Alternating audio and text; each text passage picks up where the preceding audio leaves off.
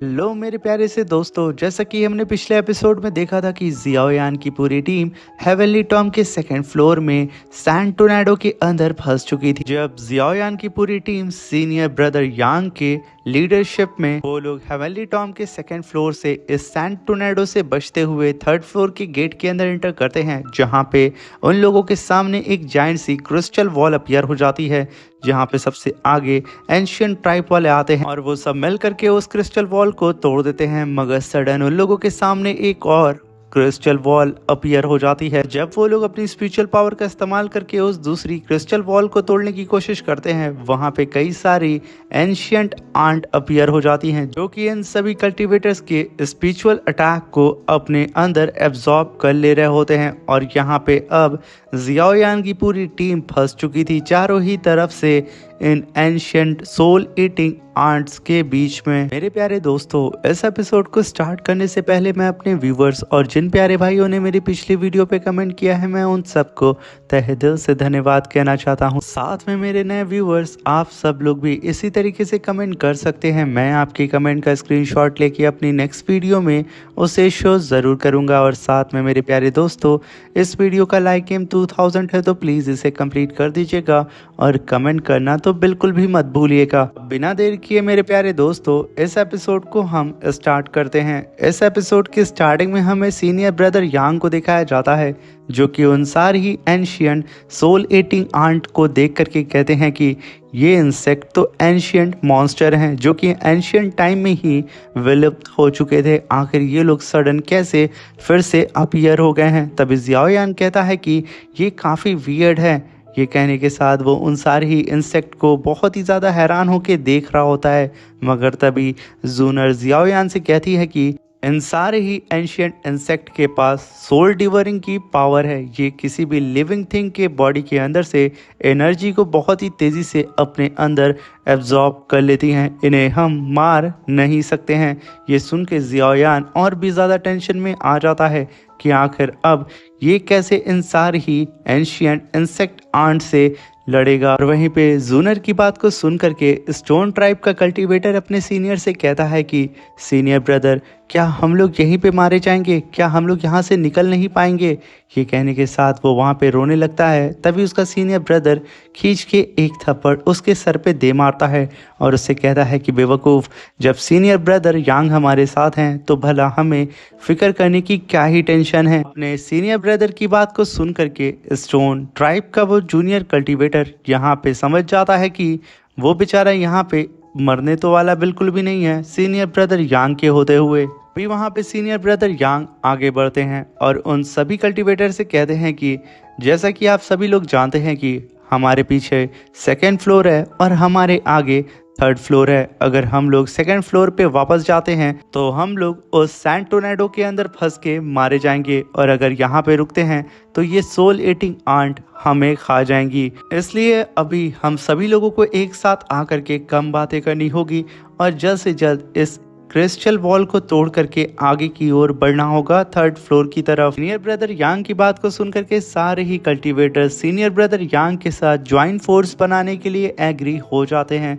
मगर यहाँ पे सोल ली भड़क जाता है और वो सीनियर ब्रदर यांग से कहता है कि बेवकूफ़, अगर तुमने हमें यहाँ पे लीड ना किया होता तो आज हम लोग इस सिचुएशन में कभी फंसते ही नहीं। तुम्हारी वजह से हम लोग इतनी खतरनाक सिचुएशन में फंस चुके हैं कि हम लोग यहाँ से अब कहीं और जा ही नहीं सकते हैं। चारों ही तरफ हमारे मौत मंडरा रही है। तभी वहाँ पे गूस ज़ेन कहता है कि आखिर तुम लोग ये कैसे कह सकते हो कि सीनियर ब्रदर यांग ने तुम लोगों को फंसा दिया है? और अगर सीनियर ब्रदर यांग ना होते तो तुम लोग सेकंड फ्लोर के सैंड टोर्नेडो के अंदर फंस करके अब तक मारे जा चुके होते। खैर मनाओ कि तुम अभी भी जिंदा हो। ये कहने के साथ गूस ज़ेन काफ़ी ज़्यादा भड़क चुका था। मगर तभी एंशियंट ट्राइब का थर्ड ब्रदर कहता है कि तुम लोगों को पता है, ये सोल क्लैन के पास एक कमाल की एबिलिटी है और इनकी पावर लेवल भी बहुत ही ज़बरदस्त है।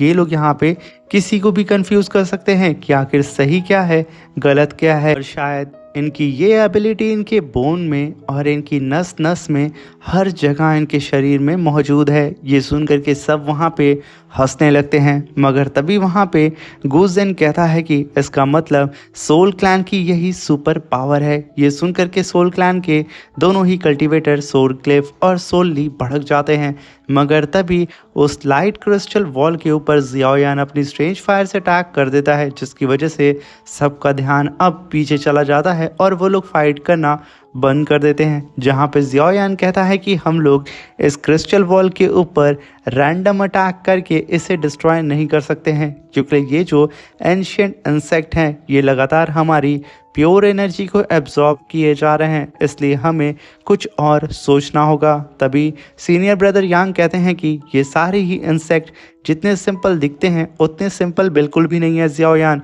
ये लोग लगातार हमारी फाइटिंग स्पिरिट को कंज्यूम कर रहे हैं, और अगर सही शब्द में मैं तुम्हें समझाऊं तो हम लोग जितना भी इनके ऊपर स्पिरिचुअल अटैक करेंगे ये सारे ही एंशिएंट इंसेक्ट उसे अपने अंदर एब्जॉर्ब कर लेंगे। सीनियर ब्रदर यांग की बात को सुन करके वो दोनों ही सोल क्लैन के कल्टीवेटर कहते हैं कि क्या हम लोग यहीं पे मारे जाएंगे? बेवकूफ़ यांग, तुम्हारी वजह से आज हम लोग इतनी बड़ी मुसीबत में फंस चुके हैं। ये कहने के साथ वो सीनियर ब्रदर यांग की ओर गुस्से में देखने लगते हैं और अटैक करने के लिए आगे बढ़ते हैं, मगर तभी जियाओयान की पूरी टीम उन दोनों ही बेवकूफ़ों के सामने आके खड़ी हो जाती है। तभी वहाँ पे मेडिसिन क्लैन का यंग मास्टर कहता है कि ये कोई जंग नहीं है, हम यहाँ पे इन इंसेक्ट से फाइट नहीं कर रहे हैं, बल्कि हमें इन्हें सॉल्व करना होगा। ये सिर्फ एक प्रॉब्लम है। तभी जियाओयान के माइंड में एक बात ट्रिगर करती है, ये इंसेक्ट एनिमी नहीं है, बल्कि सिर्फ कुछ इंसेक्ट का झुंड है जिन्हें अपने सामने से जियाओयान को हटाना होगा। तभी जियाओयान अपनी फिंगर में अपनी स्ट्रेंज फायर को समन करता है और छोटी सा स्पिरिचुअल अटैक अपने सामने मौजूद लाइट क्रिस्टल वॉल के ऊपर कर देता है।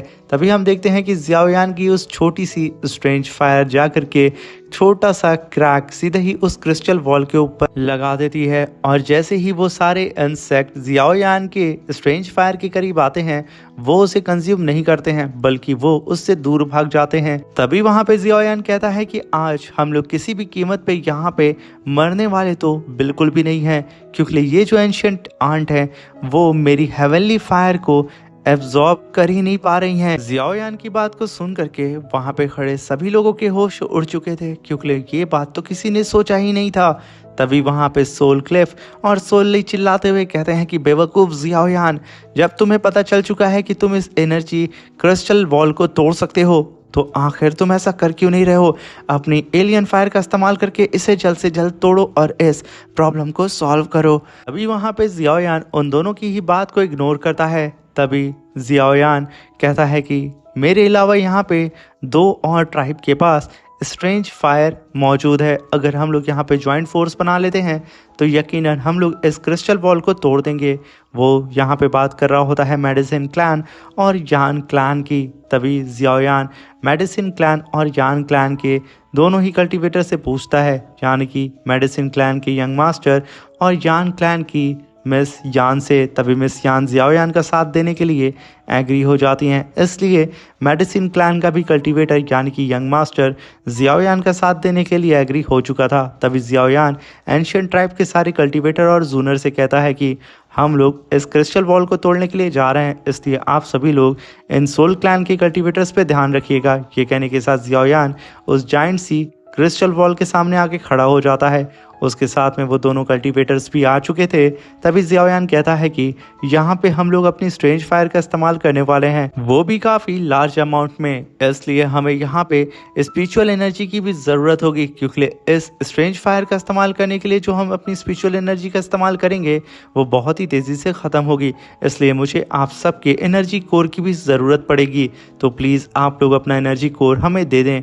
तभी हम थंडर क्लैन के कल्टीवेटर को देखते हैं, जो कि बिना सोचे समझे अपनी स्पेस रिंग से अपने स्पेस बैग को बाहर निकालता है जिसके अंदर उसने अपने एनर्जी कोर रखे थे वो उठा करके सीधा जियाओयान की तरफ उसे देते हुए कहता है कि ब्रदर जियाओयान, हम आपके साथ में हैं, आप आगे बढ़ें। ये सुन करके एंशियंट ट्राइब के सारे कल्टीवेटर्स भी वहां पे देर नहीं करते हैं। वो लोग भी तुरंत अपनी स्पेस रिंग से उस स्पेस बैग को बाहर निकालते हैं जिसके अंदर एनर्जी कोर मौजूद था। उसे उठा करके वो लोग जियाओयान को दे देते हैं। तभी स्टोन ट्राइब के भी कल्टीवेटर्स तुरंत ही अपनी स्पेस रिंग से स्पेस बैग को समन करके उन सारे ही क्रिस्टल्स को जियाओयान को दे देते हैं। कोई भी यहाँ पे जियाओयान को एनर्जी कोर को देने के लिए जरा सा भी सोच नहीं रहा होता है। वहाँ पे जियाओयान कहता है कि अभी भी दो ऐसे बेवकूफ़ हैं जो कि बेशर्मों की तरह यहाँ पे खड़े हैं और उन लोगों ने अभी तक अपने एनर्जी कोर क्रिस्टल को हमें दिया ही नहीं है। जियाओयान यहाँ पे सोल क्लिफ और सोल ली की बात कर रहा होता है। तभी सोल ली कहता है कि बेवकूफ जियाओयान, तुमने ऑलरेडी यहाँ पे कई सारे एनर्जी कोर क्रिस्टल को कलेक्ट कर लिया है, आखिर तुम हमें लूटना चाहते हो क्या? क्या तुम्हारे लिए ये इनफ नहीं है? तभी जियाओयान कहता है कि मैं यहाँ पे डिसाइड करूंगा कितना इनफ है, कितना इनफ नहीं होगा, और अगर तुम लोगों ने यहाँ पे एनर्जी कोर क्रिस्टल को हमें नहीं सौंपा तो तुम दोनों ही बेवकूफ़ भाई यहाँ से तुरंत ही पलटो और वापस खुशी खुशी यहाँ से निकल जाओ सेकेंड फ्लोर की ओर, हमें कोई दिक्कत नहीं है। जियाओयान की बात को सुनकर के सोल ली भड़क चुका था, मगर तभी सोल क्लिफ उसे शांत करता है और उससे कहता है कि अभी का और पास्ट का सारी ही चीज़ों को कैलकुलेट करके रख लो, एक साथ हम इस कमीने जियाओयान से हिसाब करेंगे। ये कहने के साथ वो अपने स्पेस बैग को उठाता है जिसके अंदर एनर्जी कोर क्रिस्टल था, उसे उठा करके वो जियाओयान को दे देता है। तभी जियाओयान उन सारे ही बैग को 3 पार्ट में डिवाइड कर देता है और मेसियान और मेडिसिन क्लैन के यंग मास्टर से कहता है कि सबसे पहले मैं ही यहाँ पे एक्शन लेता हूँ, क्योंकि मैं आप लोगों को यहाँ पे लेके आया हूँ, तो आगे हमारे कैसा खतरा होगा इसके बारे में हमें अंदाज़ा नहीं है। मगर यहाँ पे तो मेडिसिन क्लैन का यंग मास्टर कहता है कि मैं यहाँ पे पीछे खड़ा नहीं रह सकता हूँ, इसलिए मुझे होल्ड बैक मत करो। ये कहने के साथ वो क्रिस्टल वॉल के सामने आके खड़ा हो जाता है और तुरंत ही अपनी स्ट्रेंज फायर को वहाँ पे समन करते हुए सबको बताता है कि मेरी स्ट्रेंज फायर 10th रैंक की 9th नेदर विंड फ्लेम है। ये कहने के साथ वो यहाँ पे फ्लैक्स मारना शुरू कर देता है अपनी स्ट्रेंज फायर को दिखाते हुए, मगर तभी मेसियान वहाँ पे मुस्कुराती हैं और तुरंत ही वो अपनी स्ट्रेंज फायर को समन करती हैं। वो जैसे ही यहाँ पे अपनी स्ट्रेंज फायर को समन करती हैं, मेडिसिन ट्राइब का यंग मास्टर की जो हेवनली फ्लेम होती है वो वहाँ पे धीरे धीरे करके सप्रेस होने लगती है। तभी जियाओयान अपने सामने मेसियान की स्ट्रेंज फायर को देख करके कहता है कि मेसियान की जो स्ट्रेंज फायर है वो 8th रैंक की रेड लोटस फेथ फायर है, जो कि स्ट्रेंज फायर की लिस्ट में काफ़ी ज़्यादा पावरफुल भी मानी जाती है। मगर यहाँ पे मेडिसिन क्लैन के यंग मास्टर की जो 10th रैंक की 9 नेदर विंड फ्लेम है वो भी कम नहीं है। ये कहने के साथ जियाओयान अपने हाथ को आगे करता है और कहता है कि जब यहाँ पे सब कोई फ्लेक्स मार रहा है तो क्यों ना यहाँ पे मैं भी अपनी स्ट्रेंज फायर को इन लोगों को दिखा दूं। ये कहने के साथ जियाओयान तुरंत ही अपनी स्ट्रेंज फायर को समन करता है और तुरंत ही अपनी स्ट्रेंज फायर के ऑरा प्रेशर को रिलीज करता है। जियाओयान का सिर्फ इतना ही करना था, मेसियान और मेडिसिन क्लैन के यंग मास्टर की स्ट्रेंज फायर वहाँ पे सप्रेस हो चुकी थी, यानी कि उनकी आग यहाँ पे बुझ चुकी थी। तभी मेसियान जियाओयान की स्ट्रेंज फायर को देख करके कहती हैं कि ये फ्लेम तो कई सारी हेवनली फायर से फ्यूज होकर के बनी हुई है और साथ में इसकी इंटेंसिटी इतनी ज़्यादा हाई है कि ये यहाँ पे सीधा ही 6th रैंक की हेवनली फायर से खुद का मुकाबला कर रही है। और जब जियाओयान यहाँ पे अकेले कई सारी स्ट्रेंज फायर को एक साथ में फ्यूज कर सकता है, इसका मतलब जियाओयान की एबिलिटी हम सबसे ज़्यादा है। तभी हम वहाँ पे यान क्लैन के हुई जुआन को देखते हैं, जो कि जियाओयान को देख करके कहता है कि ब्रदर जियाओयान, आप एक्स्ट्रा ऑर्डिनरी हैं। वहीं पे मेडिसिन ट्राइब के यंग मास्टर के तो होश उड़े होते हैं, वो बेचारा कुछ वहाँ पे बोलता ही नहीं है। और वहीं पे स्टोन ट्राइब के कल्टिवेटर्स जियाओयान को देख करके कहते हैं कि आज से तो मैं ब्रदर जियाओयान का फ़ैन हो चुका हूँ, ये तो ऑलराउंडर हैं, इनका तो कोई जवाब नहीं है। सब कोई यहाँ पे लगातार जियाओयान की ही तारीफ कर रहा होता है।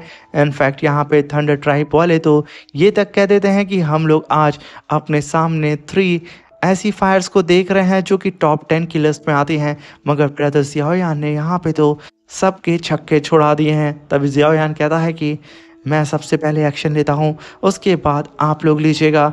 ये कहने के साथ वो अपने स्ट्रेंज फायर को बहुत ही तेज़ी से चारों तरफ घुमाते हुए सीधा ही अपने सामने मौजूद उस लाइट क्रिस्टल वॉल के ऊपर अटैक कर देता है, जहाँ पे जियाओयान की स्ट्रेंज फायर बहुत ही तेज़ी से उस क्रिस्टल वॉल को डिस्ट्रॉय करने लगती है। और वहीं पे जियाओयान के वो दोनों साथी भी अपनी स्ट्रेंज फायर का इस्तेमाल करके जियाओयान की यहाँ पे मदद करने लगते हैं। और वहीं पे वो सारे ही एंशिएंट इंसेक्ट जियाओयान की टीम के हेवनली फायर के करीब आ ही नहीं रहे होते हैं, जहाँ पे जियाओयान की पूरी टीम अपनी पूरी जी जान लगा रही होती है। वहीं पे जियाओयान के पीछे जो येलो क्रिस्टल वॉल होती है वो धीरे धीरे करके वहाँ पे बंद हो रही होती है, यानी कि अगर ये वॉल बंद हो गई और जियाओयान इस रेड क्रिस्टल वॉल को नहीं तोड़ पाया तो ये लोग यहीं पे फंस जाएंगे। ना ये लोग सेकंड फ्लोर पे जा पाएंगे, ना ही ये लोग अब थर्ड फ्लोर पे जा सकते हैं। ये सोच सोच के सबकी सांसें यहाँ पे अटकने लगती हैं। सब वहाँ पे पीछे से चिल्ला रहे होते हैं कि ब्रदर जियाओयान, पीछे का रास्ता बंद हो रहा है, प्लीज़ जल्दी करिए